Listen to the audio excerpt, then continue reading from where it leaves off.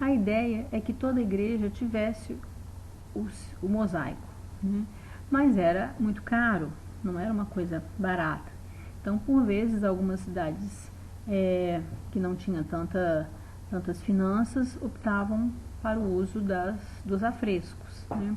Então, a gente vê que a gente tem no início ainda uma tendência buscando, né, a arte helenística, que no caso é a arte grega, mais natural, e depois ele já cai na estética oriental, com lei da frontalidade, ausência de perspectiva, né? Então eles já vão buscando a arte oriental de uma forma mais natural. Os tipos de pintura que a gente vê são os afrescos, né? Principalmente nas igrejas.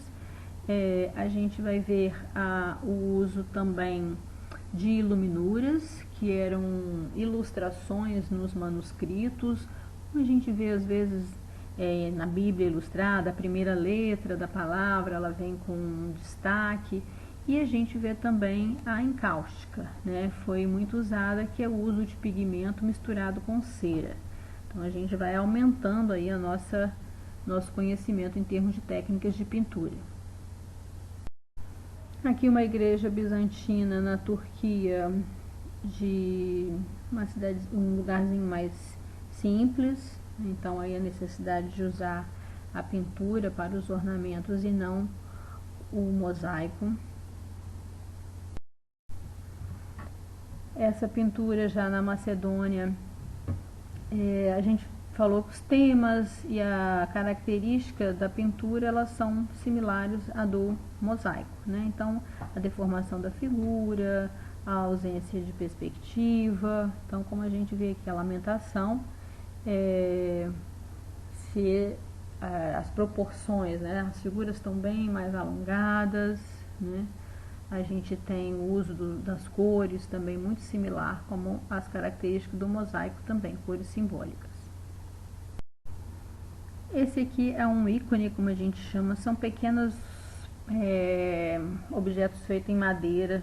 Esse aqui a gente vê de 69 por 48 centímetros e com a técnica da encáustica, que é a mistura de pigmento com cera, né? Cera normalmente ou de abelha ou de algumas resinas de árvore.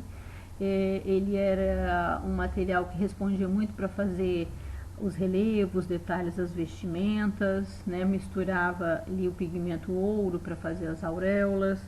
Então, nesses pequenos ícones, como eles usavam, eram muito levados às vezes para as cruzadas, para as peregrinações, né? Que por vezes eles tinham que dormir em lugares que não havia um espaço religioso. Então faziam pequenas cerimônias com o uso dessas figurinhas.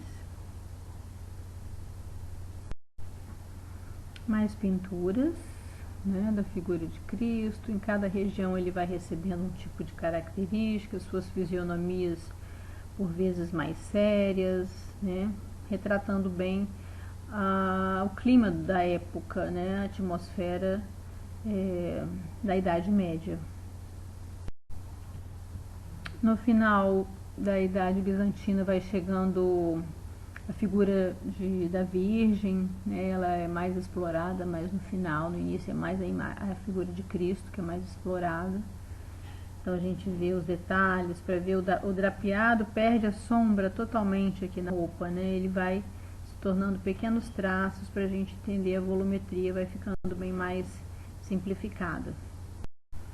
A escultura, por mais que a gente tenha lido lá anteriormente que tinha, né, o fim da crise da iconoclastia, mas pouco, né, restou. O que se tem a maior parte são relevos, né, alguns pequenos objetos, o trono, a cadeira de um bispo. Então a gente vê mais ou menos que o relevo também ele tem um pouco de deformação na sua representação, normalmente feitos em marfim ou pedra. Essa é uma das peças mais famosas, né, da arte bizantina, que é a cadeira do arcebispo Maximiliano de Ravenna, toda esculpida em madeira e marfim, com os símbolos, né, cristãos todos esculpidos. Então a gente vê que é uma peça que a gente não tem muitas imagens, não tinha, as que tinham foram destruídas, E aí a gente pega essas pequenas peças para entender a habilidade desse grupo. Por mais que é uma arte que a gente vê que tem restrições na direção estética, mas ela tem uma riqueza, um domínio técnico muito grande.